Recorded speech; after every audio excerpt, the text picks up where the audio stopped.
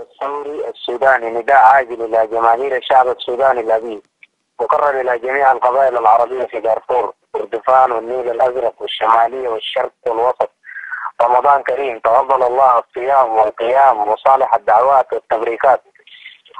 مناسبة حرمة شهر رمضان المعظم، نناشد كل جماهير الشعب السوداني الأبي في ولايات السودان المختلفة وجميع القبائل العربية في دارفور وكردفان والنيل الأزرق بصفة خاصة عدم المشاركة ومخالفة التعليمات العسكرية في المتحركات الحكومية من أجل الحرب لإيقاف المشاكل القبلية بينكم، وانبذوا كافة العنف والتفكك وتوحدوا واتحدوا وافهموا قضيتكم من أجل نيل حقوق منسوبة عمدا من الحكومة، لأن هذه الحروب مفتعلة الغرض منها سياسة فرق تصل.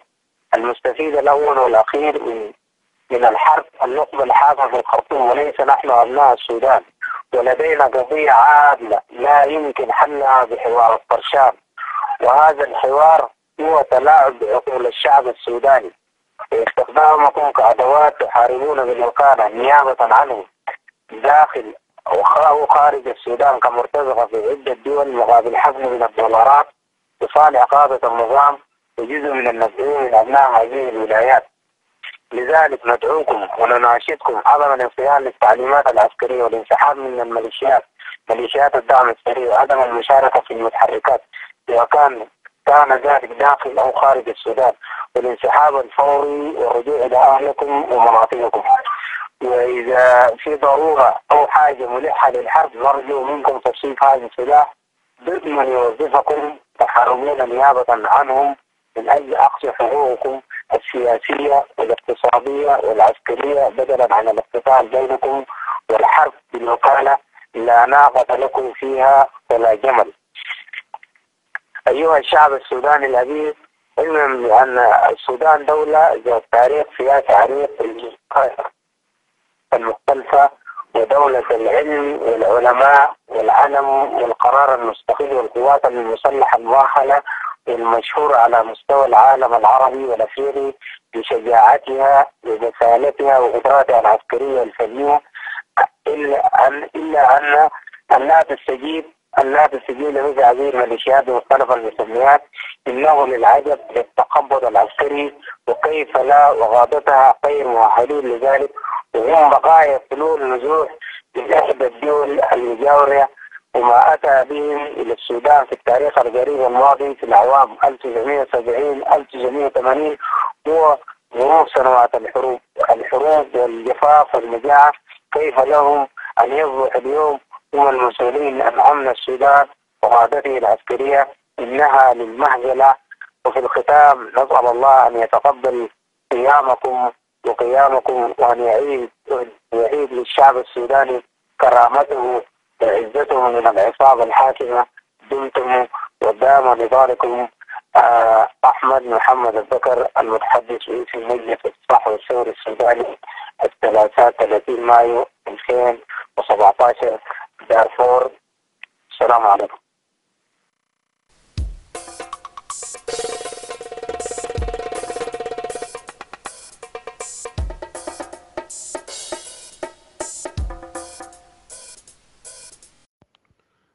بسم الله الرحمن الرحيم، والصلاة والسلام على أشرف المرسلين سيدنا ونبينا محمد بن عبد الله عليه أفضل الصلاة والسلام. في هذه اللحظة التاريخية الفارقة من تاريخ أمتي، وأنا علي مجوك المؤمن بناني، في هذه اللحظة التاريخية أخاطب كل أبناء الشعب السوداني بكافة أطيافه، مجتمعية وسياسية وغيرها،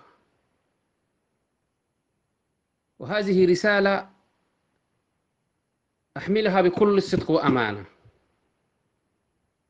إلى عمر حسن أحمد البشير، وأقول له: الآن جهاز الأمن العام وهو جهازك بقيادة رتبة لواء وبعض الضباط وبعض القادة العسكريين الآن يخططون لاغتيال الشيخ موسى هلال، وسوف ننشر الأسماء لاحقا. وعليه هذا النداء إلى كل أبناء عمومتي، إلى كل أبناء قبيلتي في السودان، في دارفور، في كل ولايات السودان، في تشاد، في كل بقاع الأرض. أقول لكم بكل صدق، نحن الآن نمتلك الأدلة الدامغة المحاولة التي الآن يدبرها جهاز الأمن العام لاغتيال الشيخ موسى هلال. ونحن عندما ننشر هذا القول لا نخاف أحدا أبدا، ولكن نقول لهم أن هذه اللعبة القذرة. أبناؤكم معنا في الفاشر، في كبكابية، في جنينة، في نيالة، في وسط دارفور. أبناؤكم موجودين في كل السودان. يا الأخ عمر البشير، لا تلعب بالنار. أقسم بالله العلي العظيم وكتاب الله العظيم سوف نقلب هذا السودان جحيما عليكم. هذا ندائي رقم واحد لكل أبناء عشيرتي، رجاء كونوا على يقظة. أنتم الآن تقبضون إسماعيل الأغبش في داخل سجونكم. يمكن في خلال 24 ساعة كل أبنائكم نطلعهم إلى جبل مرة، كل أبنائكم نوديهم إلى الصحراء. كيف تلعبون بالنار؟ أنتم لا تعرفون شيخ موسى هلال هذا. شيخ موسى هلال هو عبارة عن دمنا الذي يجري فينا داخل عروقنا الآن ونحن صائمين رمضان. وأنا آسف جدا لكل أبناء الشعب السوداني الذي أوصلنا له هذا الرجل السيد عمر محمد البشير وزمرته. قسما بالله العظيم سوف نقلب عليكم الخرطوم جهنم، والله وكتاب الله العلي العظيم. أوقفوا هذه المهزلة. أنتم هذه المرة تخططون المرة 20. أرسلتم واحدا من أبناء الشوايقة، هذا بريء، اتهمتوه سرقتم الأسلحة من داخل مخزني وهو مخزنجي، وأرسلتم إلى الشيخ موسى هلال لاغتياله في مستريحة، والآن حرا طليقا معه الآن يعيش بكل صدق وأمانة. فوتوها. ثم أرسلت واحد من أبناء الفلات اللي تخلقوا فتنة داخلية. ثم أرسلتم واحد من أولاد البرتي. ونحن دائما نقول كنا مع الشيخ موسى هلال، تفوت هذه الفرص. وكم سعينا الفتنة التي خلقتموها بين الشيخ موسى هلال والأخ عثمان مع كبر، نحن نحترمه. فوتنا هذه الفرصة لأنه كانت هذه الفتنة يمكن أن تخلق مشكلة ما بيننا وبين أهلنا البرتي، ولكن بقوة عقلنا فوتنا هذه الفرصة. ودائما وأنا تحدثت مع الأخ عثمان كبر في داخل بيته، قلت له يا شيخ، يا الأخ عثمان كبر، هذه لعبة قذرة فنرجو أن نتخطاها جميعا، لأن هؤلاء الناس يريدوا أن يضحوا بنا جميعا، وهو يشهد على ذلك. أين الآن الأخ عثمان كبر؟ وبرضو أين الآن الشيخ موسى هلال الآن؟ وأصبح الاثنين أعداءكم. فيا أخي نحن لا نخلط الأوراق ولكن نقرأ الحدث، ونحن لا نتكلم جسافا. أقسم بالله العلي العظيم، والله وكتاب الله العلي العظيم يا أخ، والله يا الأخ عمر البشير، يا دكتور نافع بزمرتكم، أقسم بالله العلي العظيم سحنبيت أسركم من بكرة أبيها، والله وكتاب الله العلي العظيم. والله هذا الشيخ لو تعثر في حجر كويس والله حندخلكم بداخل هذه باطن الأرض. والسلام عليكم ورحمة الله. هذا البيان الأول. علي مجوك المؤمن بناني.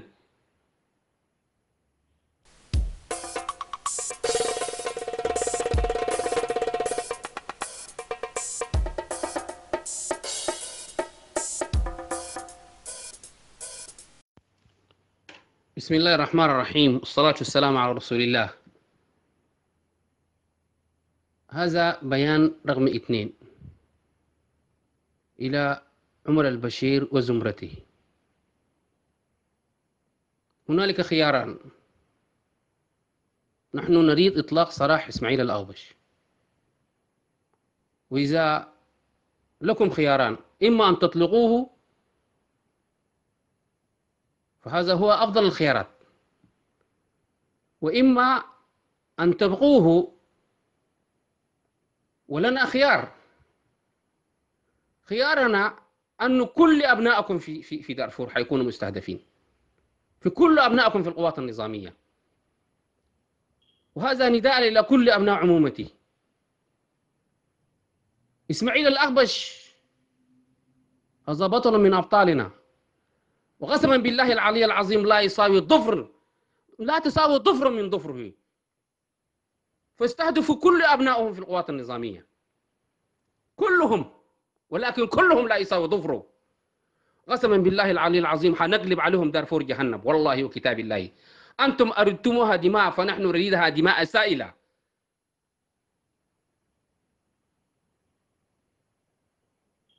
كيف لكم أن تلعبوا بالنار؟ نحن لا تفتكرون أننا ساهلين لكم أبدا، والله قسما بالله العلي العظيم. نحن أصحاب تاريخ وأصحاب قيم وأصحاب أخلاق. فهذه دعوة لا يمكن. فهذا نداء إلى كل أبنائي، إلى كل أخوتي، بكل قواتهم، بكل تنظيماتهم. استهدفوا كل أبنائهم في دارفور، كل أبنائهم في دارفور استهدفوهم. فليكن بيننا وبينكم الدم. قسما بالله العظيم، والله وكتاب الله العلي العظيم، حرية إسماعيل لا تساوي إلا دمكم. إما إسماعيل يكون حرا، إن شاء الله في خلال 72 ساعة يكون بين أولاد أبنائه وأخوانه، وإلا سوف ترون منا ما لا يسركم مدى حياتكم بإذن الله سبحانه وتعالى. ويستمر الكفاح. السلام عليكم. علي مجوك المؤمن.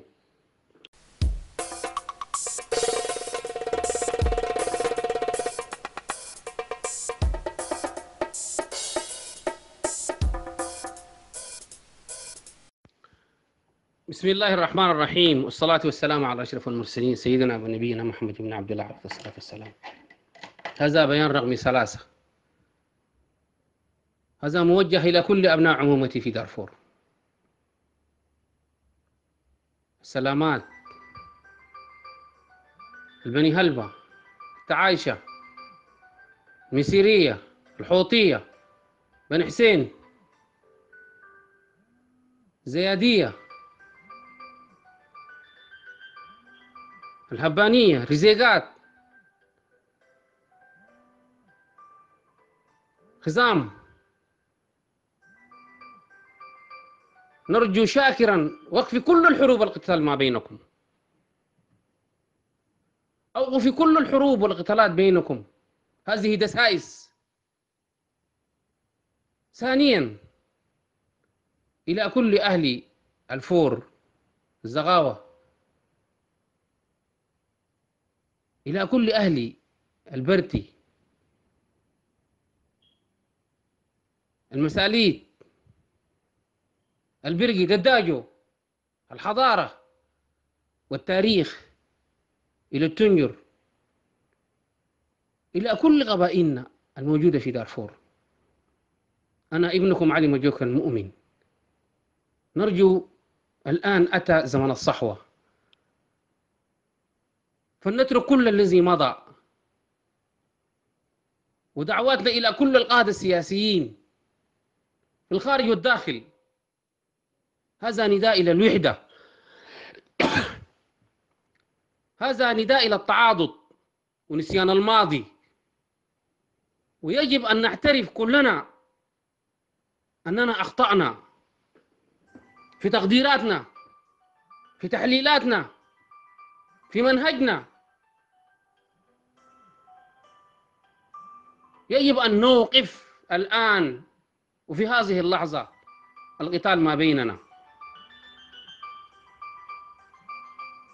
ثم نعافي دارفور من هذا الواقع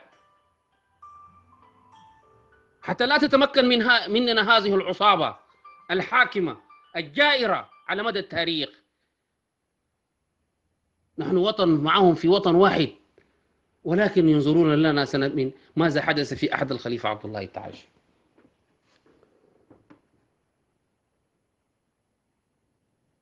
نحن لم نكن في الفترة الفاتحة غافلين، ولكن نريد أن نتعلم. صبرنا كثيرا أن نتعلم، أن نعرف كيف يديرون هذه البلد.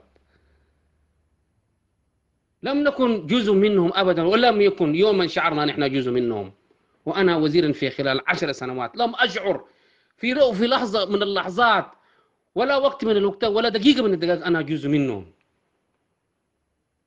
هذه العصابة الحاكمة التي تسرق السودان الآن، آن الأوان أن تزول هذه العصابة، وسوف نكنسهم إن شاء الله وننظف من السودان من هذا الدنس. ولكن نرجو، وهذا نداء إلى أهلنا المسيرية والسلامات، أوقفوا هذا الحرب عاجلا الآن قبل صلاة الصبح. ودعوة إلى أهلي وعشيرتي، أهل الهبانية وأهل السلامات وأهل الفلاتة وأهل الرزيقات وأهل الفور والزغاوة، يجب أن نزيل هذه الضغائن الآن قبل بكرة، قبل غد. ويستمر الكفاح. السلام عليكم ورحمة الله. علي مجوك المؤمن بناني.